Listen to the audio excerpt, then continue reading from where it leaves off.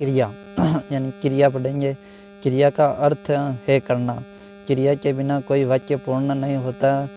किसी वाक्य में कर्ता तथा काल की जानकारी भी क्रिया पद के माध्यम से होती है। हिंदी भाषा की जननी संस्कृत है। संस्कृत में क्रिया रूप को धातु कहते हैं। संस्कृत में क्रिया रूप को धातु कहते हैं। धातु हिंदी क्रिया पदों का मूल रूप ही धातु है। यानी कि धातु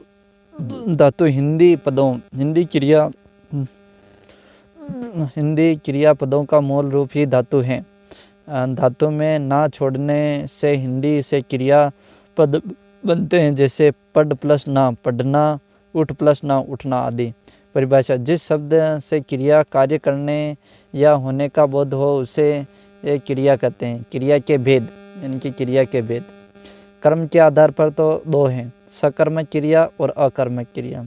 यानी कि क्रिया के कर्म के आधार पर दो भेद, सकर्मक क्रिया और अकर्मक क्रिया। संरचना के आधार पर कितने भेद हैं? तो 1 2 3 4 5। यानी कि संरचना के आधार पर क्रिया के 5 भेद हैं: संयुक्त क्रिया, नाम धातु क्रिया, प्रेरणार्थक क्रिया, पूर्वकालिक क्रिया और कुंदक क्रिया। यानी कि कुंदक क्रिया, पूर्वकालिक क्रिया, प्रेरणार्थक क्रिया, नाम धातु क्रिया और संयुक्त क्रिया संरचना के आधार पर क्रिया के भेद। और काल के आधार पर 3 हैं: भूतकालीन, वर्तमान काल और भविष्यत। अब पढ़ते हैं क्रम के आधार पर। क्रम के आधार पर क्रिया के भेद।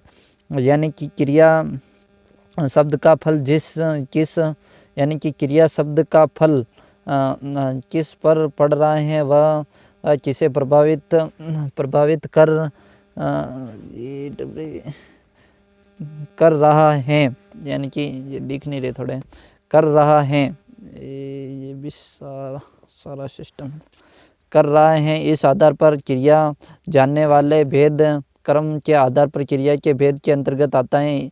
इस आधार पर क्रिया के प्रमुख 2 भेद हैं, यानी कि सकर्मक क्रिया और अकर्मक क्रिया।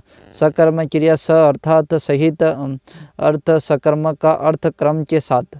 यानी कि सकर्मक क्रिया स अर्थात सहित, अतः सकर्मक का अर्थ है कर्म के साथ। परिभाषा: जिस क्रिया का फल सही दिख रहा है कि नहीं है? दिख रहा है। हाँ, जिस क्रिया का फल कर्ता को छोड़कर कर्म पर पड़े वह सकर्मक क्रिया है। यानी कि सकर्मक क्रिया किसे कहते हैं? जिस क्रिया का फल कर्ता को छोड़कर, यानी कि कर्ता को छोड़कर कर्म पर पड़े वह क्रिया सकर्मक क्रिया कहलाती है। जैसे बच्चा चित्र बना रहा है या गीता सितार बजा रही है। अब यदि प्रश्न क्रिया जाए कि बच्चा क्या बना रहा है, तो उत्तर होगा चित्र। यानी कि क्रम तथा गीत क्या बजा रहा है, तो उत्तर होगा सितार, यानी कि क्रम। अकर्मक क्रिया जिस वाक्य में क्रिया के साथ एक क्रम प्रयुक्त हो, यानी कि जिस वाक्य में क्रिया के साथ एक क्रम प्रयुक्त हो उसे अकर्मक क्रिया कहते हैं। जैसे माँ पढ़ रही हैं, यहाँ माँ के द्वारा एक ही क्रम पढ़ना हो रहा है, यानी कि एक ही क्रम हो तो अकर्मक क्रिया। और जहाँ पर जिस क्रिया का कर्ता को छोड़कर क्रम पर पढ़े वह सकर्मक क्रिया। अब आती है द्विकर्मक क्रिया। जिस वाक्य में क्रिया के साथ 2 क्रम प्रयुक्त हो उसे द्विकर्मक कहते हैं। यानी द्विकर्मक क्रिया किसे कहते हैं? तो जिस वाक्य में क्रिया के साथ 2 क्रम प्रयुक्त होते हैं उसे द्विकर्मक क्रिया कहते हैं। जैसे अध्यापक छात्रों को कंप्यूटर सिखा रहे हैं। क्या सिखा रहे हैं? यानी कि अध्यापक छात्रों को कंप्यूटर सिखा रहे हैं। क्या सिखा रहे हैं? कंप्यूटर। किससे सिखा रहे हैं? छात्रों को, छात्र सीख रहे हैं। इस प्रकार 2 क्रम एक साथ घटित हो रहे हैं। अकर्मक क्रिया जिस वाक्य में क्रिया का प्रभाव या फल केवल कर्ता पर ही पड़े। यानी कि अकर्मक क्रिया जिस वाक्य में क्रिया का प्रभाव या फल केवल कर्ता पर ही पड़ता है। अकर्मक की वहाँ संभावना नहीं होती, उसे अकर्मक क्रिया कहते हैं। जैसे आशा सोती है, यानी कि सोने में कोई जोर नहीं आ रहा है। जहाँ पर जोर आता है वहाँ तो यानी कि जोर नहीं आ रहा है वहाँ अकर्मक क्रिया है, यानी कि आशा सोती है। सोने में कोई जोर नहीं आता है, जोर आता है वहाँ तो जोर नहीं आता है वहाँ अकर्मक क्रिया, और जोर आता है जहाँ पर सकर्मक क्रिया। यानी कि संरचना के आधार पर वाक्य में क्रिया का प्रयोग कहाँ किया जा रहा है, किस रूप में किया जा रहा है के आधार पर किए जाने वाले भेद संरचना के आधार पर कहलाते हैं। इसके 5 प्रकार हैं। संयुक्त क्रिया। संयुक्त क्रिया जब दो या दो से अधिक भिन्न अर्थ रखने वाली क्रियाओं का मेल हो उसे जब दो या दो से अधिक भिन्न रखने वाली क्रियाओं का मेल हो उसे संयुक्त क्रिया कहते हैं। जैसे अतिथि आने पर स्वागत करो। जैसे अतिथि आने पर स्वागत करो, इस वाक्य में आने मुख्य क्रिया है तथा स्वागत करो सहायक क्रिया है। यानी कि अतिथि आने वाले हैं, स्वागत करो। इस वाक्य में आने मुख्य क्रिया है तथा स्वागत करो सहायक क्रियाएं हैं। इस प्रकार मुख्य एवं सहायक क्रिया दोनों का संयोग है, अतः इसे संयुक्त क्रिया कहते हैं। मुख्य क्रिया के साथ सहायक क्रिया एक से अधिक भी हो सकती हैं। नाम धातु क्रिया। संज्ञा सर्वनाम विशेषण शब्द जब क्रिया धातु की तरह प्रयुक्त होते हैं, यानी कि संज्ञा सर्वनाम विशेषण। नाम धातु में संज्ञा सर्वनाम विशेषण शब्द जब क्रिया धातु की तरह प्रयुक्त होते हैं तो नाम धातु क्रिया कहते हैं। और इन नाम धातु शब्दों में जब प्रत्यय लगाकर क्रिया का निर्माण किया जाता है, यानी प्रत्यय लगाकर क्रिया का निर्माण किया जाता है, तब वे शब्द नाम धातु क्रिया कहलाते हैं। जैसे हाथ, संज्ञा, हथिया, नाम धातु। इनके हाथ, संज्ञा और हथिया नाम धातु। हथियाना क्रिया। जैसे नरेश ने सुरेश का कमरा हथिया लिया, यानी कि नरेश ने सुरेश का कमरा हथिया लिया। अपना सर्वनाम, अपना नाम धातु, अपनाना क्रिया।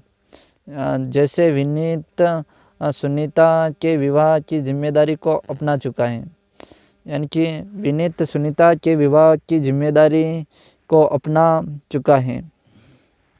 प्रेरणार्थक क्रिया जब कर्ता स्वयं कार्य का संपादन न कर किसी दूसरे को करने के लिए प्रेरित करें या करवाए उसे प्रेरणार्थक क्रिया कहते हैं। जैसे सरपंच के गांव में तालाब बनवाया, इसमें सरपंच ने स्वयं कार्य नहीं किया बल्कि अन्य लोगों की प्रेरणा कर उसने तालाब का निर्माण कराया, अतः यहाँ प्रेरणार्थक क्रिया है। इनकी सरपंच ने प्रेरणार्थक क्रिया जब कर्ता स्वयं कार्य का संपादन ना करें, यानी कि कर्ता प्रेरणार्थक में कर्ता स्वयं का कार्य संपादन ना करें, किसी दूसरे को करने के लिए प्रेरित करें या करवाए, उसे प्रेरणार्थक क्रिया कहते हैं। जैसे सरपंच ने गांव में तालाब बनवाया, यानी कि सरपंच ने गांव में तालाब बनवाया, इसमें सरपंच ने स्वयं कार्य नहीं किया बल्कि अन्य लोगों को प्रेरित कर उसने तालाब का निर्माण करवाया, अतः यहाँ प्रेरणार्थक क्रिया है। पूर्वकालिक क्रिया जब किसी वाक्य में दो क्रियाएं प्रयुक्त हुई हो, यानी कि पूर्वकालिक क्रिया कहाँ पर जा रहा है। पूर्वकालिक क्रिया जब किसी वाक्य में दो क्रियाएं प्रयुक्त हुई हो तथा उसमें से एक क्रिया दूसरी क्रिया से पहले संपन्न हुई हो, पहले संपन्न होने वाली क्रिया पूर्वकालिक क्रिया कहलाती है। यानी कि पूर्वकालिक जब किसी वाक्य में दो क्रियाएं प्रयुक्त हुई हो तथा उनमें से एक क्रिया दूसरी क्रिया से पहले संपन्न हुई हो, तो पहले संपन्न होने वाली क्रिया पूर्वकालिक क्रिया कहलाती है। इन क्रियाओं पर लिंग, वचन, पुरुष, काल आदि का कोई प्रभाव नहीं पड़ता, यानी कि इन क्रियाओं पर लिंग, वचन, पुरुष, काल आदि का कोई प्रभाव नहीं पड़ता। ये अवयव तथा क्रिया विशेषण के रूप में भी प्रयुक्त होती हैं। मूल धातु में कर लगाने में सामान्य क्रिया को पूर्वकालिक क्रिया का नाम रूप दिया जाता है। जैसे बलवीर खेलकर पढ़ने बैठेगा, वह पढ़कर सो गया, यानी कि बलवीर खेलकर पढ़ने बैठेगा और वह पढ़कर सो गया, यानी पूर्वकालिक क्रिया है।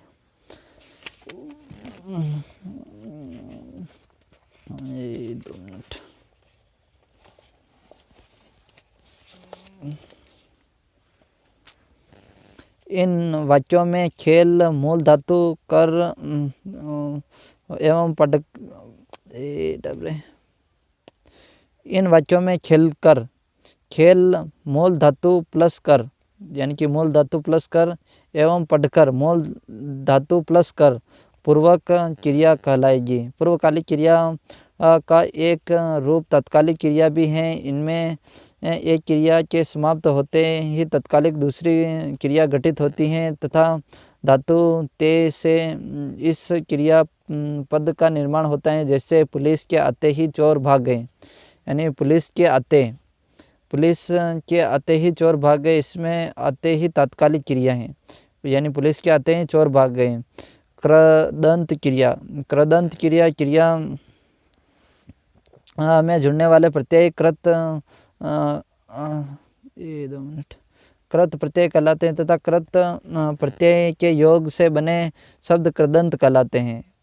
यानी कि क्रिया शब्दों से जुड़ने वाले प्रत्यय कृत प्रत्यय कहलाते हैं तथा कृत प्रत्यय के योग से बनने वाले शब्द कृदंत कहलाते हैं। क्रिया शब्दों के अंत में प्रत्यय योग से बनी क्रिया कृदंत कहलाती हैं। जैसे चल, चलना, चलता, चलकर, यानी कि कृदंत प्रत्यय कृदंत क्रिया, यानी कि क्रिया तो है चल और कृदंत क्रिया है चलना, चलता, चलकर। लिख, लिखना, लिखता, लिखकर। काल के आधार पर जिस काल में क्रिया संपन्न हो उसके अनुसार भेद हैं। भूतकालीन क्रिया यार वो नहीं आए, कोई बात नहीं। भूतकाल के आधार पर भूतकालीन क्रिया का वह रूप जिसके द्वारा बीते समय में कार्य संपन्न का बोध होता है भूतकालीन क्रिया कहलाती है। जैसे वह विदेश चला गया, उसने बहुत मधुर गीत गाया, यानी कि वह विदेश चला गया, उसने बहुत मधुर गीत गाया। वर्तमान क्रिया का वह रूप जिसमें वर्तमान समय में कार्य संपन्न होने का बोध हो वर्तमान कालीन क्रिया कहलाते हैं। जैसे गीता हॉकी खेल रही हैं, विमल पुस्तक पढ़ रहे हैं। भविष्यकालीन क्रिया भविष्य का वह रूप जिसके द्वारा आने वाले कार्यों में संपन्न का बोध होता है। भविष्य गर्मी की छुट्टियों में कश्मीर जाएंगे, ये सबको आता है। भूतकालीन और भी है यार, और वो सुभाष चरण का वीडियो देखना पड़ेगा, उसमें ये इसके भूतकालीन के और बता रखे हैं। ओके, ठांचो बोलो सुभाष जी चरण की जय।